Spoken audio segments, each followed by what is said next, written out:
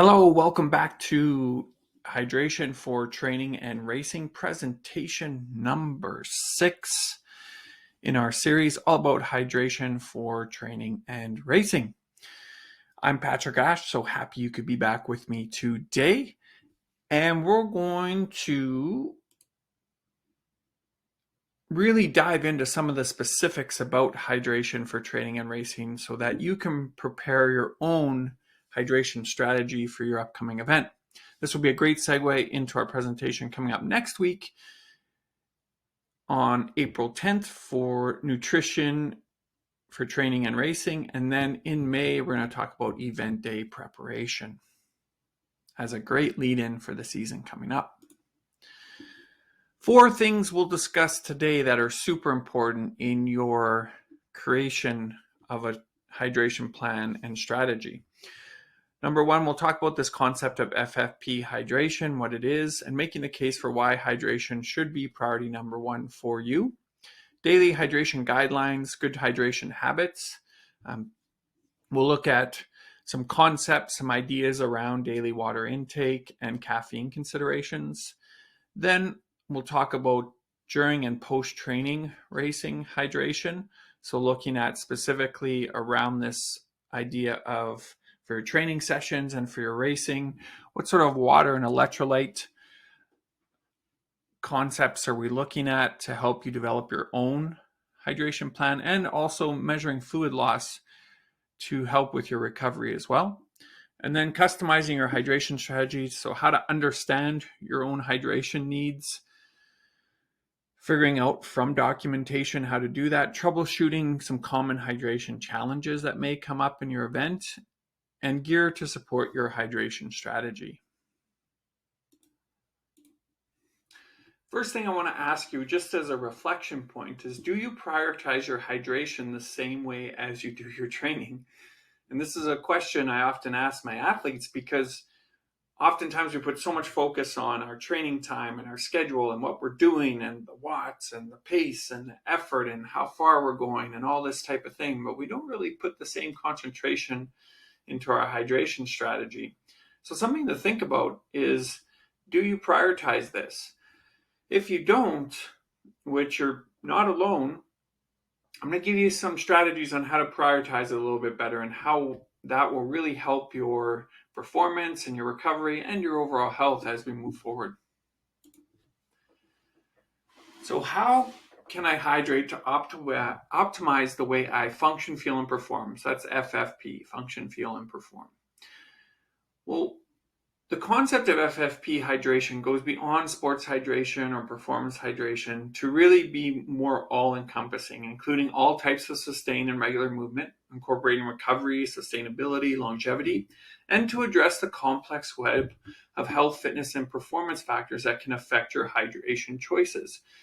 So in March, my presentation on health, fitness, and performance and how those 3 concepts work together is a great thing to go back to and listen to, because it really plays into this idea of, in order to have good fitness and good performance and really reach your potential, your capacity, it all starts with a foundation of good health. So good FFP hydration can help you progress and perform, ideally get results, which is what we all want, stay mentally sharp and energetic, recover, have a long and healthy life, and essentially it's the easiest to correct when you have imbalances. Hence the reason it's priority number 1. Usually either you're underhydrating, which is most common, or you're overhydrating, which causes a whole nother set of problems, which we'll talk about in a minute. The biggest thing I want to emphasize here with this presentation is it's information. And what I'm giving you is information that you can take and apply to your own situation because you are a unique individual. I'm going to give you some ranges that you can work within as far as your hydration is concerned and electrolyte consumption. But again, these are all ranges and estimates. What's important is you take this information and then you can apply it to your own circumstances, because your body type, your composition, your exercise duration, your intensity of any given session, your goals for the particular session, are all unique to you, and that's going to influence your hydration strategy. So other things that we need to consider for you as a unique person is your unique needs on a particular day, what you do and what you know. So what type of sport are you working in, and what you know about your own performance needs. The context with which you train and live in. So whether you're working in a cooler climate or a hotter climate, for example, the skills and resources that you have. So how experienced are you? What type of skills do you have, and how do you apply that experience? And then your behaviors, habits, and experiences in real life. So all the things that you have to deal with that play into your health and performance, your stresses that you're dealing with, your sleep, all those things will play into it. So we're going to give you some recommendations and some tools, and it's up to you to apply them best to what you feel your unique needs are. Why does being adequately hydrated matter? Well, looking at different research topics, and what I've done is in the link to the show notes here, I've put in a link to a Google Doc that I created that's notes for this presentation. So it has some references in there of some research articles that I looked at around hydration, but also too, within the presentation here, I'll reference some different great little podcasts where they dig into some of this information as well. One of them is the Huberman Lab podcast. Dr. Andrew Huberman, who's a neuroscientist at Stanford School of Medicine, talked a lot about water intake specifically. And he talked about this concept of numerous research studies showing that even losing as little as 2% of your body fluid, via things like sweat or evaporation, can cause significant decline in performance, as the brain and body do not function as well, even with as little as 2% body fluid deficit. So things like endurance, strength, decision-making, memory, creative, and flexible thinking are all impacted even at a 2% fluid loss. So it doesn't take much before you start to notice some symptoms. Now, there's a scale here of reference when we talk about adequate hydration. You can be either too little hydration or in a dehydrated state on the one end of the scale. Then you can have too much hydration or too much water content in your body, which is the other end of the scale. And ideally, we want to be somewhere in the middle of that optimal range. So I'm going to reference and give you some reference points to understand if you're starting to move to either end of those extreme ranges, so you can recognize it and then correct course as needed. So the first end is dehydration. So that's when we have too little water, so we've lost too much or too high a percent of our body fluid. So what does that really mean? Well, when we look at, as a matter of percent, if you lose 1 to 2% of your body fluid, you'll feel certain symptoms. So thirst, dry lips, dry mouth, fatigue, minor reductions in strength. Those are some common things. And as we increase, we go up to 3 to 4% body fluid loss. Then we see reduction in power output, endurance, feelings of overheating, like you can't cool down.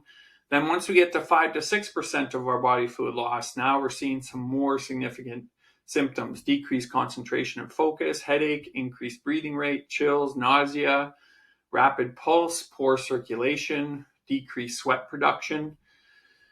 And then as we get to 7 to 10%, which is a very severe dehydration, now sweating stops. We can see dizziness, muscle spasms, poor balance, a sense of delirium, exhaustion.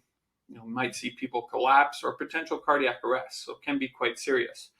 Ways to measure this. One of the ones that can be done, it's not 100% accurate, but it can give you an idea, is a little skin pinch test. You just take the top of your hand, just like the picture there. You pinch the skin and then release it, and it should rebound back within less than 2 seconds. If it doesn't, it sticks up there. It might mean that you're a little bit dehydrated. Now, on the other end of that spectrum, we have too much water in the system, which is a condition called hyponatremia. So hypo meaning low, na meaning low sodium, so blood sodium. So that's where the hyponatremia comes from. Now, this can be quite severe. This is where you're ingesting just water at large volumes. And what ends up happening is you end up flushing out the sodium within your blood. Sodium is a very important electrolyte, which has a lot of functions, from muscle function to neural signaling function to heart function. So a lot of things going on there with salt. What are some of the symptoms you'll notice? Difficulties with coordination, balance, and speech. You might feel a sense of fatigue, nausea, vomiting, dizziness, confusion, bloating, and swollen hands, legs, and feet. So just like the picture we see here, where you can actually indent the skin and it stays indented because of the fluid retention there. Wheezy breathing, headache, muscle cramps. You might feel lethargic. You might notice seizures, loss of consciousness, and then your breathing stops in the more severe cases. So it can be very serious if you're, just drinking water. And we've seen this in, marathons and ultra endurance races where people are just drinking water, and it might be a hotter day and they're losing that water and salt or sodium through their sweat. And then all of a sudden they have very low sodium in the body, and then they start to notice some of these severe symptoms. Now, optimally, we want to, and these are just estimates here of what you'll notice when you're optimally hydrated. Obviously, your energy is good, you feel good. You might be urinating, say, every couple hours or so. As far as a daily consumption, again, this is an estimate, and it's going to differ upon a lot of different things. Your body weight, your size, your sweat rate, the level of activity you're in, the temperature, the humidity that you're in. All of those things are going to affect how much water you need per day. So this is an estimate, okay? So just keep that in mind. But most people may fall in this range of, if you take your body weight in kilograms and multiply it by 0.033, that can roughly estimate how much water intake you need in liters per day. And we'll talk about this in terms of how much water you tend to lose per day just for your body to function. Then we have to look at factoring in just daily activity, and then exercise hydration will be on top of this. So for example, like a 150-pound person, so about 68 kilos, multiply that by 0.33, and we come up with about 2.25 liters per day intake to compensate for the fluid lost. Now, how do we know we're optimally hydrated? Well, essentially, we're avoiding the symptoms we just talked about on either end of the scale. So when we're dehydrated, we're avoiding those symptoms. And obviously when we're hyperhydrated or getting into those hyponatremia symptoms, we're avoiding those. The other way to look at this is you could look at this P chart. It's not totally accurate, but it can give you a sense. Ideally, you want to kind of be in the 1 to 3 zone as far as what your P color looks like on that color chart there. 4 is pretty average. You might notice it being a little bit more gold-ish color, say if you're taking like a multivitamin or something with a pretty high B vitamin content. That can make your pee a little bit yellow. But if you start to see more of a brownish tinge to your pee or your urine color, like getting into the 7-8 on that range, then definitely you might be in the more dehydrated zone and should start to consume a bit more fluid. Daily water losses. So what we're looking at here is what are the losses of water that we experience just through normal daily functions of our body.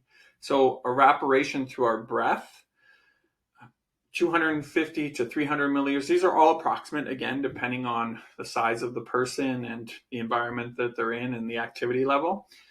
Urination, 500 to 1,000 milliliters.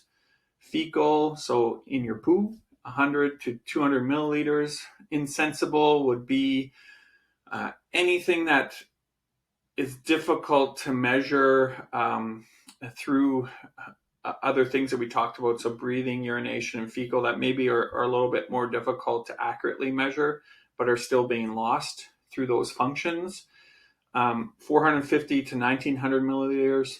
And then sweat and activity, 450 to 200 milliliters per hour. So it's really dependent, again, on body size, intensity, duration, conditions that you're in, all of those things. Sweat rate will play a part of how much you lose. But say as an average range, and this is quite a large range depending on all those factors I just talked about, 1,750 to about 5,500 milliliters. So quite a wide range, but again, you're going to be losing water just as a function of your body's cooling systems and elimination systems. So just to keep that in mind, we have to replace that from somewhere. So that's where we come into these daily hydration guidelines. Now, again, these are estimates. Dr. Huberman talked about this on his podcast as some options. So there's two options here. The first one I like as more specific to body weight. So it can give you something a little more specific depending on the size of a person you are, so your actual body weight. For example, a 68 kilogram or 150 pound person would consume about 2.25 liters per day. Now, again, I personally, just in my own hydration tracking intake, I fall pretty close to this formula. I'm not saying it's the best way, but it's one way to kind of make sure that you're replacing some of those fluids. Now, that's just daily hydration, not including what you take in per exercise. Now, the second option he gives here is it's more front-loading the first part of your day. And it's a little more general and less specific to the body size of the person. But first 10 hours a day, you'd average 250 milliliters per hour, so about a cup of water per hour. Caffeinated drinks not included because they're a diuretic, so they cause you to excrete water. Then 120 to 150 milliliters hour for the remainder of the day. So after that first 10 hours, you're doing about a cup an hour. Then after that, you basically cut that down to 120 to 150 milliliters per day. Reason being, you tend to have higher, the argument is from Dr. Huberman, you tend to have higher hydration needs earlier in the day. That's when you're doing more of your daily activity, plus more of your harder cognitive thinking, which requires more hydration for your brain and other functions in your body. Now, the key thing here is, in order to not disrupt your sleep, you want to stop hydrating around 90 minutes to 2 hours before you go to bed, just so you're able to avoid that any excess fluid out, to eliminate it, so you don't have to get up every few hours and disrupt your sleep. So, option there. Now, do you need to take that cup of water every hour in the second option? No, you could do 2 cups every 2 hours. It just depends on your personal preference. A simple thing to do is you can have a water bottle beside your desk, or just around as you keep track. I have like a liter water bottle that I typically carry around with me, so I know roughly, just filling that up, how much I'm taking in during the day, and it just gives me an estimate there. So options there for daily hydration. So caffeine considerations: consume twice the amount of water for every caffeinated beverage you consume. So if you drink, for example, 1 cup of caffeinated coffee or tea, follow it with 2 cups of water. And the reason being is, again, because coffee is a diuretic, caffeine is a diuretic. So it's going to cause your body to want to excrete that water. So you're basically compensating for that by taking in a little extra. Then you want to stop drinking caffeine about 10 hours before you want to be asleep to improve sleep quality, because caffeine has about a 10-hour time in your system. So in order for that caffeine to clear out and not disrupt your sleep, you want to have about 10 hours. So if you finish your last cup of coffee at 12 because you want to be asleep at 10 at night, perfect. So that 12 noon to 10 gives you that 10-hour window. Now, important thing to consider here is, thinking about, now that we've talked about this, would you make any changes, if any, to your current daily water intake based on how you should feel, whether or not you feel any of those symptoms on either end of that scale, so towards the dehydrated end of the scale, which is most common, or even the hyperhydration, so getting towards that hyponatremia state. Hopefully you're not getting there in your daily hydration, but would you have any changes that you'd make based on how you're feeling? So something to think about there. Now, training hydration guidelines, we're going to talk about hydration in terms of water intake, but also electrolytes, because electrolytes, there's some key electrolytes, 3 of them that we'll discuss, that play an important role in performance. Some people even add, just from an absorption standpoint, add sodium to their water, even during the day, just a little bit, like a quarter teaspoon of even table salt, which has about, depending on the brand, about around, say, 300 milligrams of sodium, just to help with, because salt will help draw that water into your cells. That's one of the functions of salt. So actually allow you to absorb that water a little bit better. Or you have it with a meal where you're having some sodium as part of that meal, can be a way to do it as well. So training hydration guidelines. Dr. Andy Galpin was actually on the Huberman podcast, and they were talking about this concept of hydration during training. He's a specialist in exercise physiology, human performance, and nutrition. He's a professor of kinesiology at California State University. So we know with exertion you need more hydration because you're increasing your fluid loss through evaporation, through breath, through your sweat. The idea is, though, that if you stay well hydrated during the day, you have good daily hydration practices that will allow you to go into training sessions in a good hydrated state. Now, he recommended some specific water consumption concepts, and really simple, and that's why I like it. And it's a good baseline to follow when you are training to make sure that you're staying adequately hydrated. So consuming 1 milliliter of water plus electrolyte mixture per pound of body weight every 15 minutes of activity on average. So for example, if you're a 150-pound person, you consume about 150 milliliters every 15 minutes. Now, why every 15 minutes? A couple reasons for that. One is it keeps that hydration steady, but also because you're taking smaller amounts in 15-minute increments rather than large amounts all at once, it can help you to not put as much stress on your stomach and GI tract to absorb, like intestines, especially the small intestines, to absorb that water. Because remember, as you exercise, blood's going to be diffused out to your working muscles. So you want to make sure that that you're not putting a whole bunch of water into the stomach at once. That can cause you to feel like a sloshy feeling in your stomach. Can be hard to absorb that water. So smaller amounts, more easy to absorb. In very hot conditions, like once it starts getting above 25 degrees centigrade, or the humidity starts to rise, once you get to like 50 to 70% or higher, you likely need to increase these numbers because you're going to have more fluid loss through sweat, evaporation, otherwise. So just keep that in mind, that these are all estimates and you'll have to adapt. The key thing is test and document what you take in training under different conditions so you understand what your needs are at different times. So talked about electrolytes here. Specifically, I talked about these 3 that we're going to mention as part of your performance electrolyte profile, that things that you want to consider adding to your water in order to help with absorption and help with muscle function. So sodium, potassium, and magnesium. So sodium, the function, helps with fluid balance, so drawing water into the cells, muscle contraction, nerve communication. If we have too little sodium on board, we talked about the symptoms of hyponatremia. So a lot of the dizziness, muscle cramps, loss of appetite, and then so on. Too much sodium, high blood pressure, nausea. Potassium helps to manage blood pressure and heart function and nerve communication. If we have too little potassium on board, we may experience muscle cramps, loss of interest in activity, loss of appetite, irregular heartbeat, and then too much disrupted heart rhythm and cardiac arrest. And then magnesium helps with muscle contraction, heart function, and even anxiety and energy production. Too little magnesium, we might feel muscle weakness, fatigue, loss of appetite, seizures, loss of interest in the activity, or muscle tremor cramps.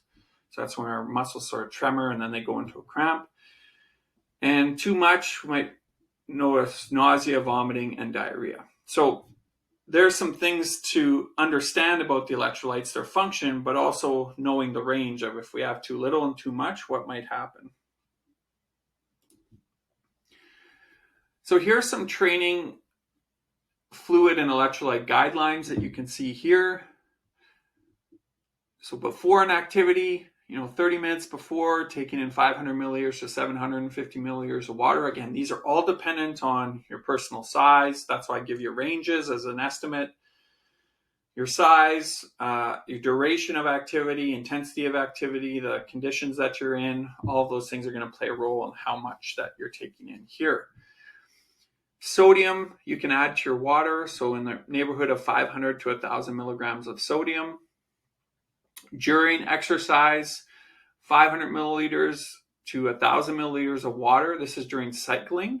Because cycling, we can tend to absorb more because there's less jostling of the body. And our effort tends to be a little more controlled. Running, we tend to have to cut that in half, again, because of that jostling motion of our body. And typically running in endurance sport will typically be at a higher intensity. So more of our muscles are involved in running as well. So more of our blood's going to be shunted out to the working muscles and away from the stomach and intestinal tract to absorb that water. So that's why we cut the volume down there. So 250 to 500 milliliters of water per hour.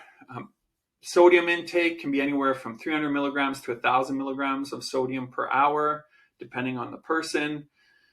Then potassium, chloride or citrate, 100 to 200 milligrams per hour. And then magnesium, malate is a good choice, 30 to 60 milligrams of magnesium malate. Again, basing it off this idea that you can customize it a little bit more by using that 1 milliliter of water, an electrolyte mixture per pound of your body weight every 15 minutes during training or racing. Again, what you want to do is practice this in training, adjust for your needs, intensity, and conditions. So the more you practice under different conditions, you'll get a sense of the volume that you actually need. Homemade hydration. So say you want to make your own hydration mix. You can mix this into 500 milliliters or a liter of water, half a teaspoon of salt. So table salt typically has about 500 milligrams or so of sodium per quarter teaspoon. So half a teaspoon would be about 1,000 milligrams of sodium. Just check the label on your table salt and it will say how much sodium is in per serving size there. And then 1 teaspoon of potassium chloride or citrate powder. Again, you want to avoid, you want to make sure that you look at the nutrition labels to make sure that you're meeting these requirements. So about 200 milligrams of potassium, and then quarter teaspoon of magnesium malate powder, about 60 milligrams of magnesium there. So that gives you a good, well-rounded electrolyte mixture. Again, these are off the recommendations of Dr. Andy Galpin. Then electrolyte option. So I use this product called Limit. I'm not sponsored by them, just a disclosure there. I just like the product. So it has that breakdown, about 1,000 milligrams of sodium, 200 of potassium, and 60 of magnesium. So I'll take one of these roughly per hour during exercise, but that works for me. But again, I gave you some ranges there to work in. You try it in training, see what works for you, adjust as needed. And there's some links for Element in the notes pages that we have as well attached to this. And all the formulas that I talked about, they're all in those note pages. So if you're worried about scribbling everything down, everything's in there. So caffeine considerations for training and racing.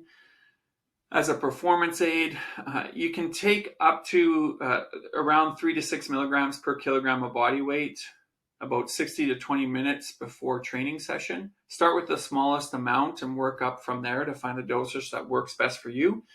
Caffeine's been shown in research to lower the perceived exertion or perceived effort of a particular activity. So decreasing the perceived effort means it feels easier to sustain the same amount of effort. Using caffeine as a supplement, not for everybody. Obviously, if you are using caffeine, it's something you want to practice with in training. Then every 2 hours during the event, aim to have about 25 to 100 milligrams of caffeine. After that, every couple hours, If it's working for you, you'll feel better. You'll feel alert with steady energy. That's when you know it's working. Too much caffeine can cause some GI system disturbances. You can get some cramping, intestinal discomfort, sometimes some diarrhea if you overdo the caffeine. Begin practicing and training 3 to 4 months prior to the event, so you know and you're comfortable with the dosage that you have. One of the things you can do to really establish under different conditions what you need is doing a sweat loss test for yourself. So here are the steps here. They're also documented in that note pages I gave you with this presentation. So you have that, and all the steps are detailed there. Before exercise, you avoid all urine. You weigh in with little to no clothing to obtain an accurate reading, so you'll see your weight before training. Then during exercise, monitor the quantity of fluid consumed. Intake the fluid only during the session. So ideally, you want to take only fluid, because if you take in solids, they're a little tougher to measure the impact on your body weight, whereas fluid you can weigh pretty easily just by weighing the water bottles. And then voiding, if you can, during the session, a 1 or 2, 1 or number 2 if possible. If you do void, roughly each void is about 300 milliliters of urine, so that equates to about 0.3 kilograms. And then after exercise, towel off and step onto the scale again, wear exactly what you wore during the pre-exercise weigh-in. And then the difference will be what your fluid loss is for that particular session. So you want to document the conditions that you trained in, the length of the session, the intensity. That will help you coordinate roughly what your fluid loss is from sweat for particular sessions. There's some cool tech coming out just to measure your fluid and electrolyte losses during exercise. These armbands or patches from H-Drop or Nick's hydration biosensors. I'll be doing some work with Nick's with some of my athletes coming up as we get outside into this training into this summer season. So looking at some of this tech to monitor sweat losses, test it out, see how it gives us an estimate of fluid losses and impacting our hydration. So interesting tech to look into there. Then rehydrating after exercises. So once you've established your fluid loss during that training session, you want to consume 1 liter per kilogram of body weight loss during the session. So about 500 to 750 milliliters of water replaced per pound lost. Add 500 milligrams of sodium to your water. That will just help with the absorption of that water. And then you want to focus on your recovery hydration first before going to have that post-training or racing drink or alcohol, just because alcohol is a diuretic. Even applies to caffeine too. Just do your post-race hydration first, and then you can enjoy the beverages after. So knowing this, what changes would you make, if any, to your current water and electrolyte intake during training? Interested for you to reflect and think about that. And then again, on that note pages, that's a part of this document that I put the link to in the details section of this video.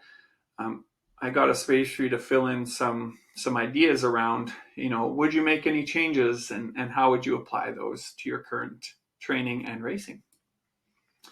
Female hydration considerations. So during for females still going through their menstrual cycles, ovulation and luteal phase of the cycle, so roughly around days 15 to 25, higher progesterone, which you see by this red line on the graph here, inhibits sodium reabsorption, which increases sodium excretion in the urine. So this causes lower total body sodium, which leads to a reduction in blood volume, which may cause you to have, during those times of your cycle, elevated heart rate, increased core body temperature. So some things you can do to counteract that is a cool towel around the neck prior to the session, just to help bring that core temperature down. Higher sodium electrolyte supplement prior to your session, that 500, even up to 1,000 milligrams of sodium, like we showed in that limit product. And this can help for menopause too. I've got links to a couple articles there in the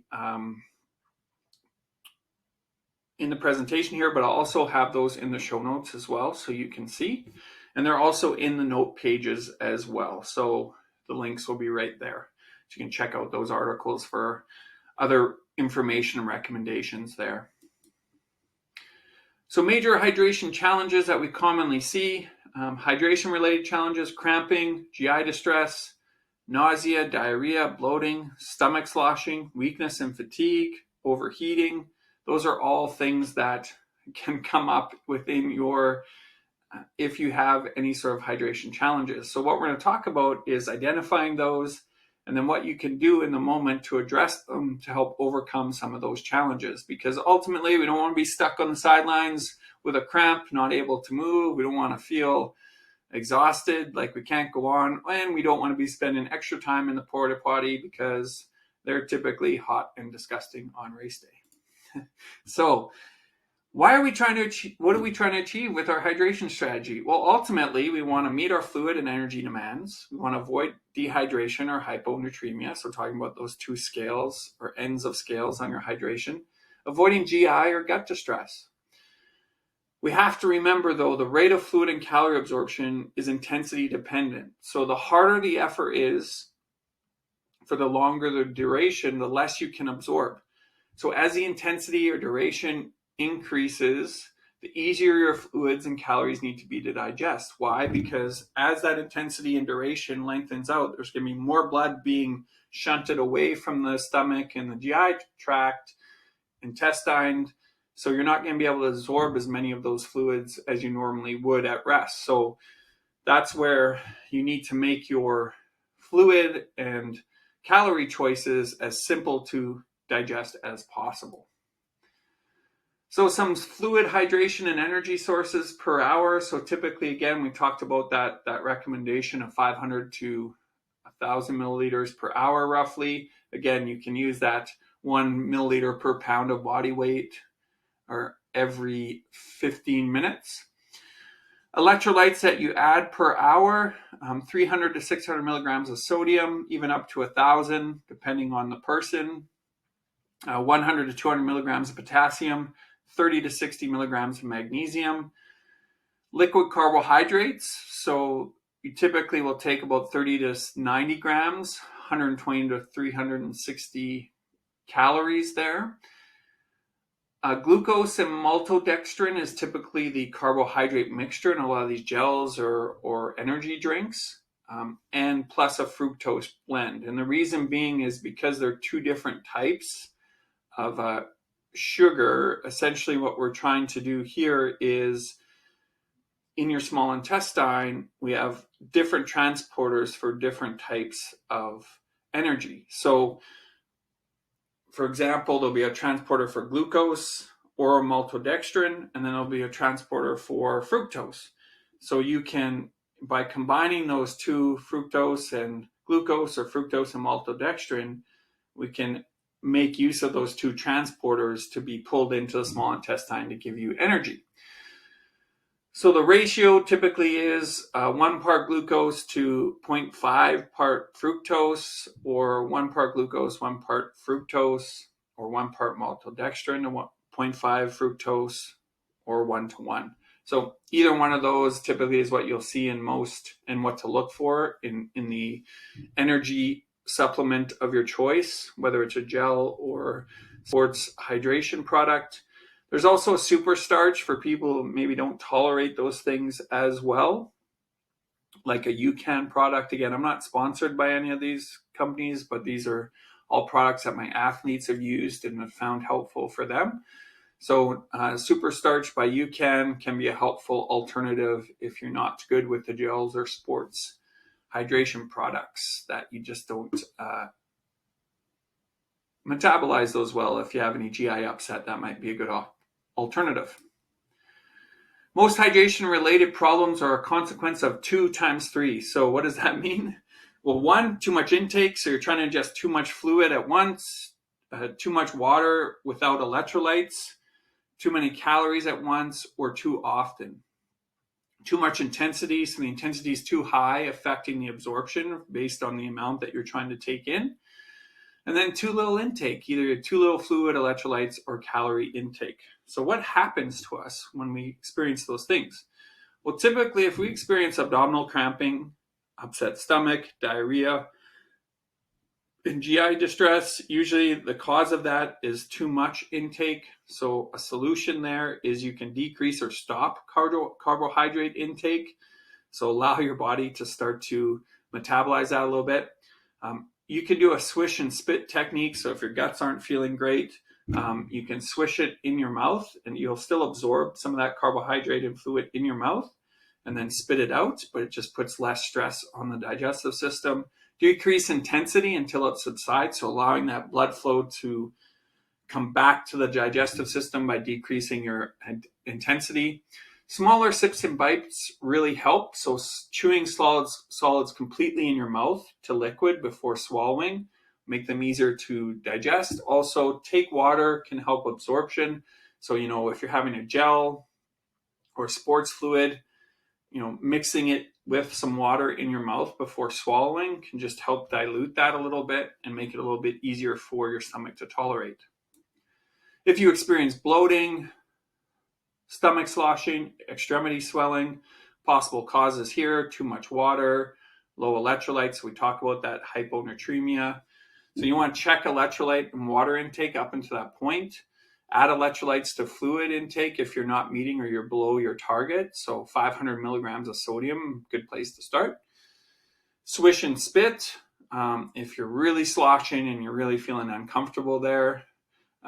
Decrease intensity until it subsides. Again, so decrease the intensity will allow the blood flow to come back to the digestive system away from the muscles. And then small sips, just decreasing the load of the intake on your digestive system by taking less in at once. And lastly, if you experience weakness, fatigue, or overheating, this possible cause is too little intake. So this could be a function of heat and humidity. So the increased hydration needs, because in heat and humidity, there's more water being dispersed to the skin to cool, more water being lost through sweat. So your needs are higher. And if you're not compensating for that, that can cause a problem and a temperature problem as well.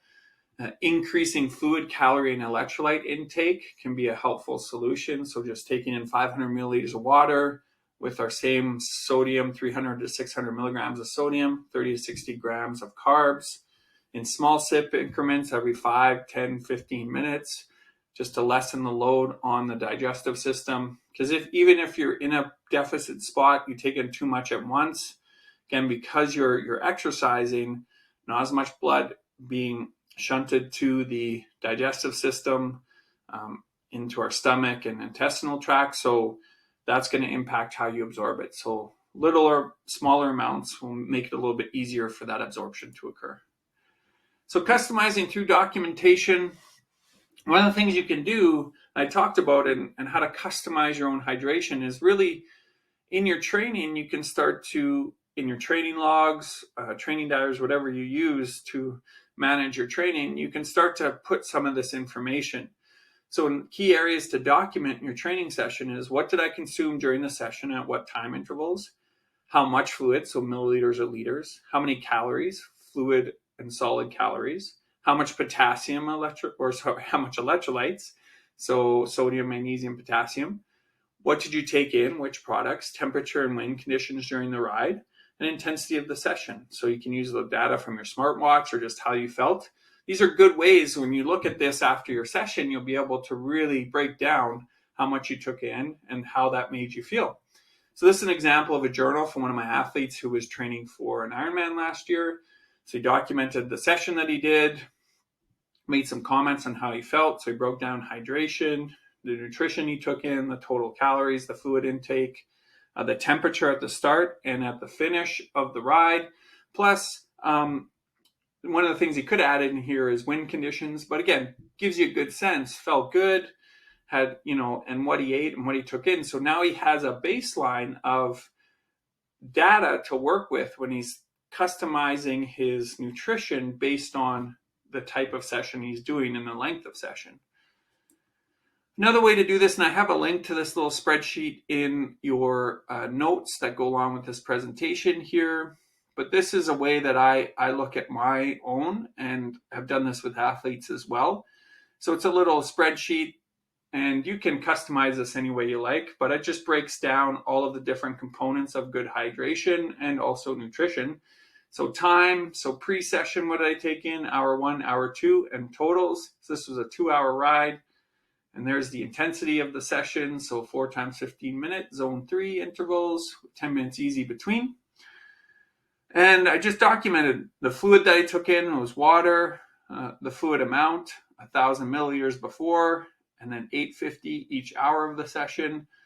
Before the session, I had a scoop of whey protein powder with that water, a banana, and a packet of Limit electrolytes. And then during the session in hour 2, I had a scoop of Scratch Hydration.